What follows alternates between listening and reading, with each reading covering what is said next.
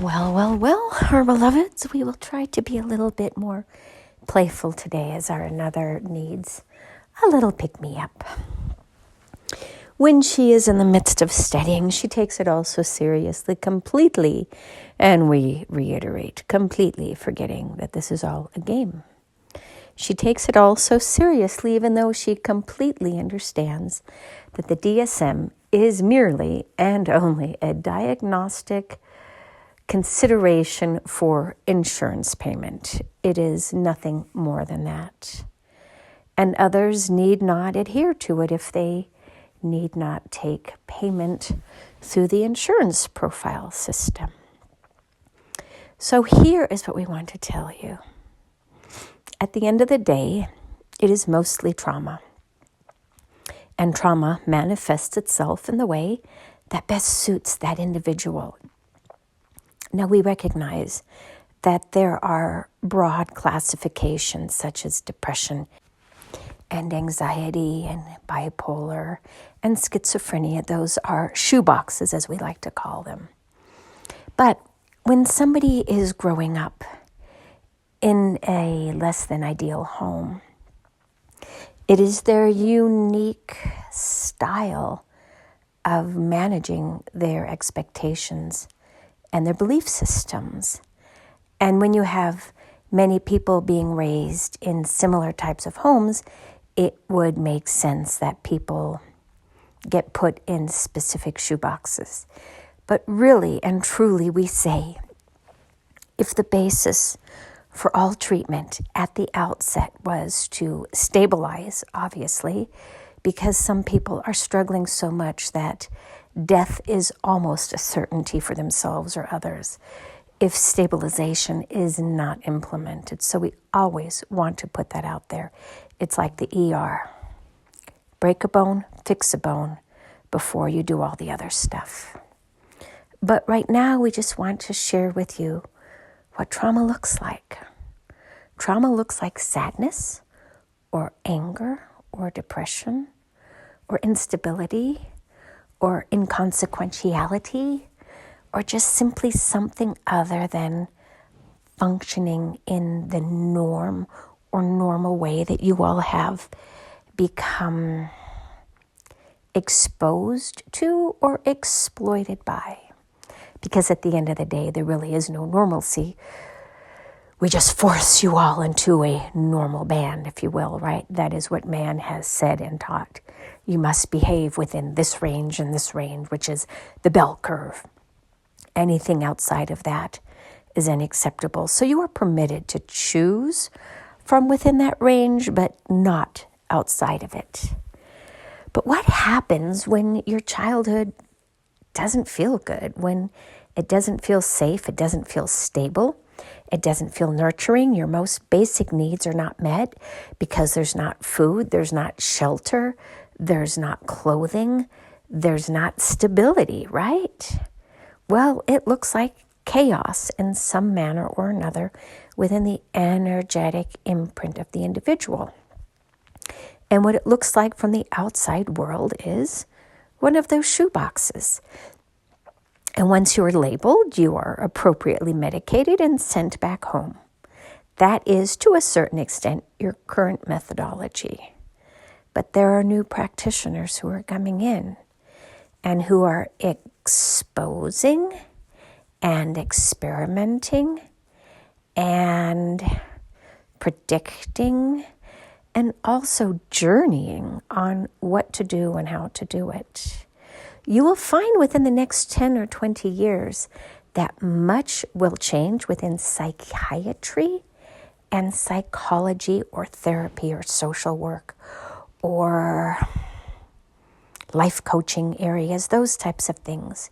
You will find that people will begin to acknowledge and anticipate that trauma is a really good starting point for managing people's troubles. And when you assume that they have some form of PTSD, if you will, though again, that's just a label versus trauma, that you can then allow the individual to feel heard and seen and expressed and validated and Injunctified. Now that is not a word now, but it will be at some point in the future.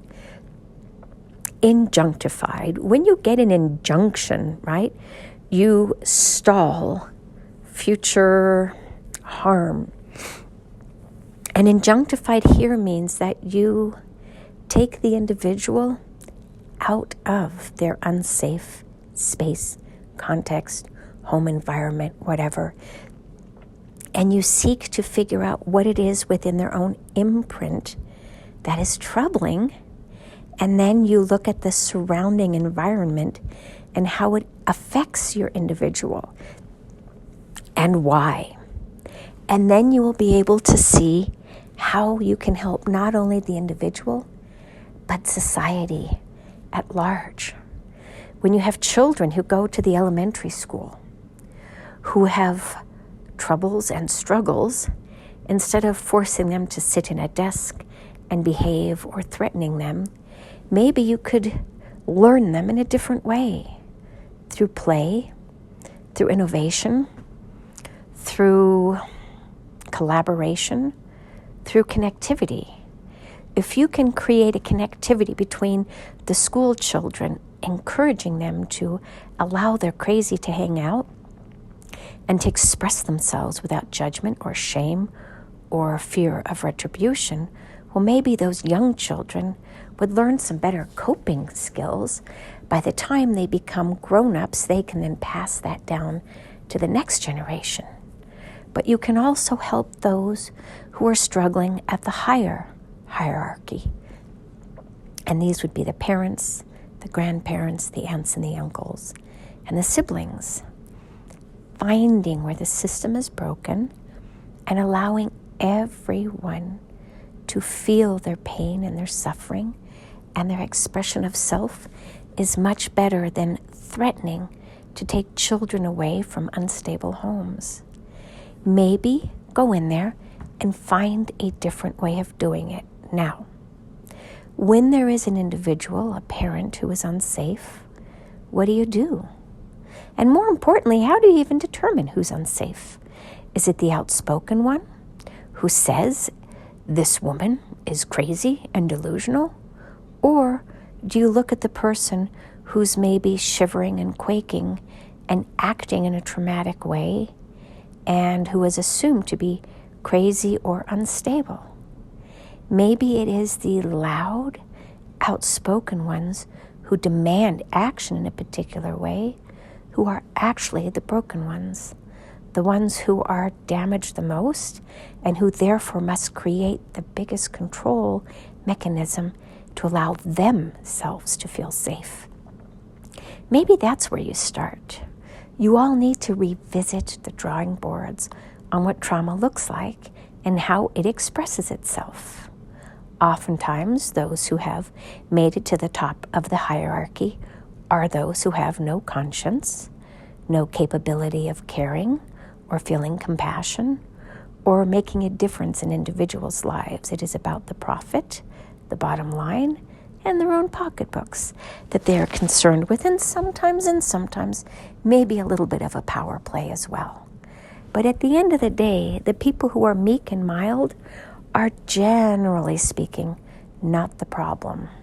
There are those who pretend to be vulnerable, but when you get to spend time with them, you will see how judgmental and controlling they are. And then you'll realize these are just the narcissists in the making who just have nobody to bully around yet. But you will see that those who are compassionate and who engage in collaborative solutions and who wish no harm for their children and who want to see the world a better place and who want to heal and who want to feel safe and who want to feel seen and who want to feel stability maybe, those are the ones who have been harmed. So look closely at who is abusive and tactile, and then look at those who are passive, maybe passive-aggressive, or just shuddering in the corner. Finding your victims shouldn't be this hard, but for some reason, because your society glamorizes and glorifies getting to the top of the dog pile, you have forgotten that it is often those who have no compassion for others who get to the top because they climb up there on the backs and the shoulders and the heads of others. Finding yourselves shouldn't be this difficult, and many of you are doing it, but many are still struggling, and many have no interest at all. So we would encourage you to ostracize those who have no compassion for others. Ostracize them for now and tell them if you wish to participate in our tribe, in our community, you must learn to at least fake it until you make it.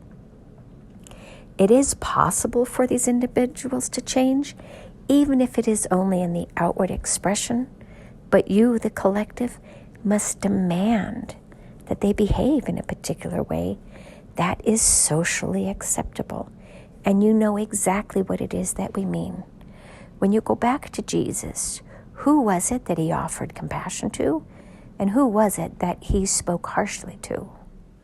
Look at that as your model, as your basis, because it is what Jesus came to teach you. To be love, but to hold those in power and in places of position that matter accountable for the harms that they cause to those who have no power, no place, no province. Finding yourself shouldn't be this difficult, and we encourage you all to play more and explore less.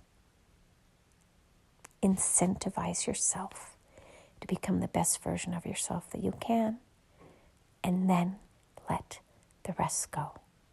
We will build it for you on our terms because you, the collective, are planting the seeds and we are creating the structure or the framework upon your heart's wishes, desires, and intentions. It matters more and matters less than you can imagine. Believe in magic and in yourselves, and believe in the process more than in what currently exists, and you will be surprisingly surprised. And so it is. Namaste.